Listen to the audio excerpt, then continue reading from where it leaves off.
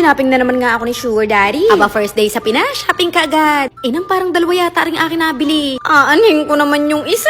Anyway, house tour ko kayo for today. Pilian nyo ako ng aking outfit. Pinamimigay ko nga pala doon yung mga gamit. Merong aircon, cabinet, merong sofa, dining table, may refrigerator at kung ano-ano pa. Kasama kasi yun ang binili ko yung bahay. Papaltang ko na siya lahat ng bago. Anyway, grabe talaga ang twist ng buhay. Dati-rati ako'y nasa tulpo nakikipag-agawa ng 60 square meter na bahay ko. Kasi tinira ng asawa ko ang kabit niya. Aba ngayon, Diyos me, mas malaki na ang bahay namin, Mima. Grabe din yung dinanas ko dun sa bahay namin sa tulpo. Tinira kasi ng asawa ko dun yung kabit niya. Dahil bahirap nga ako, medyo kayan-kayanan ako dati, Mima. Gusto mo man lumaban, kada laban naman may expenses. Kaso'y wala ngang pera. Buti na nga lang at merong tulpo. Nabawi ko tuloy yung bahay ko. Nakakatuwa nga, nandun silang dalawa sa loob. Tapos nakalak yung gate, abay ako ang hindi makapasok. Bahay ko nga pala yun sa pagkadalaga ha, hindi nung ako'y may asawa na. Inutang ko talaga yun sa pag-ibig. Pero dahil wala ngang prenup, di yun ikonjugal. So hindi nga ako makapasok dahil nakapadlock ang gate.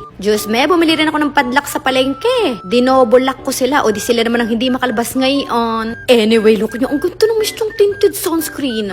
O, di ba plakado? Walang kalagkit-lagkit, walang bigat sa feeling. Kahit pagpatong-patungin, hindi siya nagbubuo-buo. Anyway, lian ang shade niyan, mistyong slick tint ko. If bet nyo lang naman. So ayun na nga, hindi na sila makalabas ngayon. Pero wag ka, minsan nakapasok ako.